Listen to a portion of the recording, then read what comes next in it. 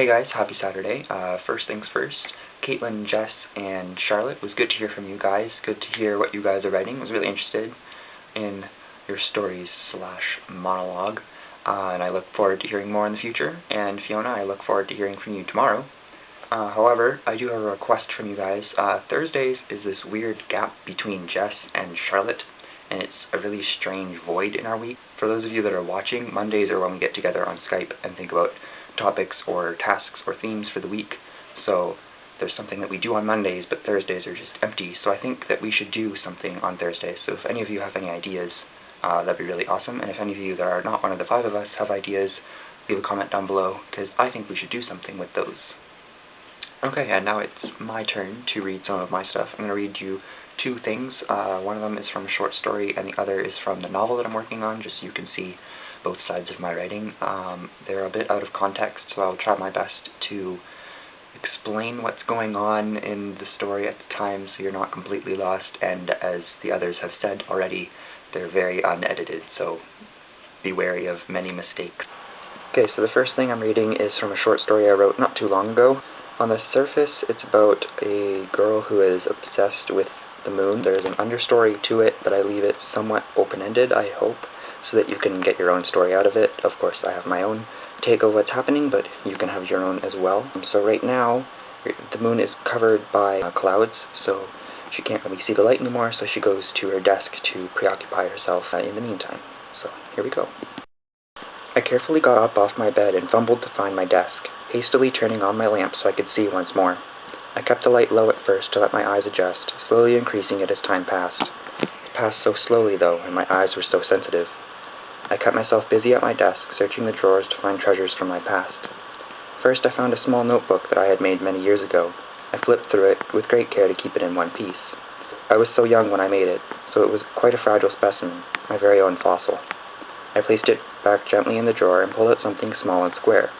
It was a note folded with the most practiced of hands. I didn't dare open it to read what someone had written me. It was as a reddish-yellow leaf is once it falls from the tree, precious but best left undisturbed.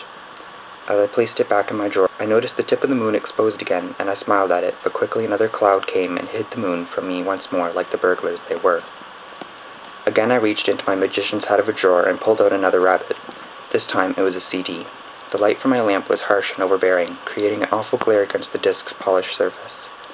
I noticed markings on the disc, but couldn't quite make out what it said. I turned down the light, wondering why the moon's radiance was so soft and gentle compared to the crude lamp. As I turned the light down, leaving it to glow softly, I realized that the clouds had almost all run off.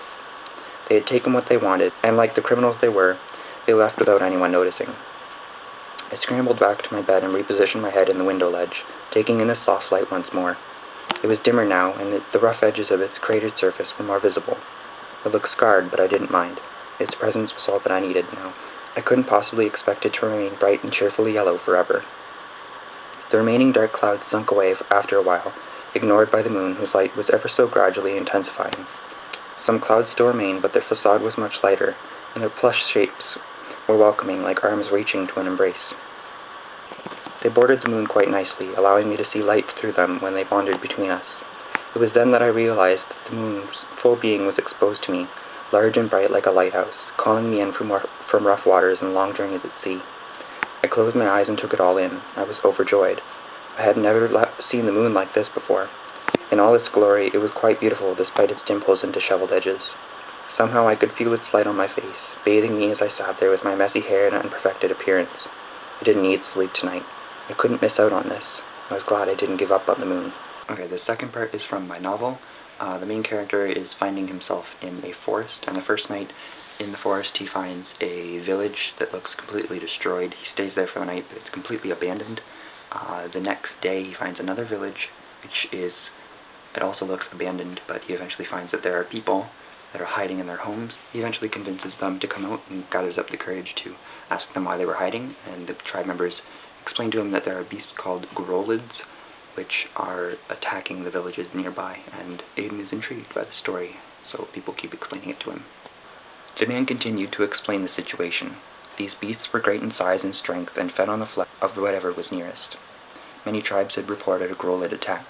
Some had had tribe members stolen from them, while others were entirely destroyed. Men had been sent out, but none returned. Across the circle, many tribe members piped up and attempted to describe the beast to Aiden, but no two descriptions were alike. The frail man chuckled at their creativities, explaining that no person had ever fully seen a growlid and lived to tell of its horrors. "This is why you must leave tomorrow." The leader broke through the loud clatter of voices, and everyone silenced. "We live in and for the forest. We cannot leave. That is the law. You do not have a home here, so we ask that you do not test your mortality. Come now. It is dark, and the wind is picking up. Come to our den, and we may talk." The man raised his arms, and everyone around the fire stood and then parted, each disappearing to their underground homes. Aiden followed behind the leader's family, entering the den first, as he was told. He was shocked to see how beautiful their home was.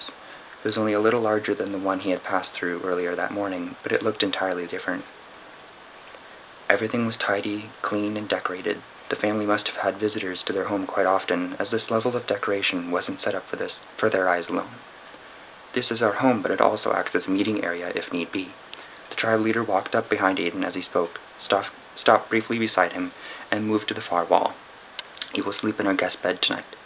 But first, my wife would like to speak with you. Please, sit." The man pulled out a chair at a small wooden table where his wife was already sitting. Aiden obliged and waited for her to address him.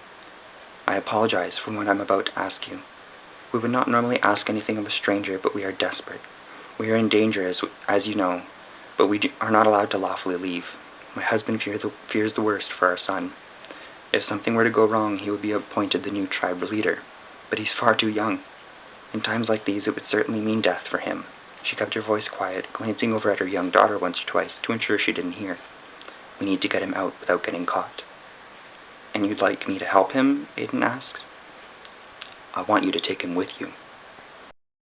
So that's it for me for today. I apologize if the sound quality is really crappy. My laptop's really loud. Fiona, I will see you tomorrow. And just a reminder, anybody that has any ideas for Thursdays, leave a comment down below and we will possibly consider it. And I apologize if my camera's doing this.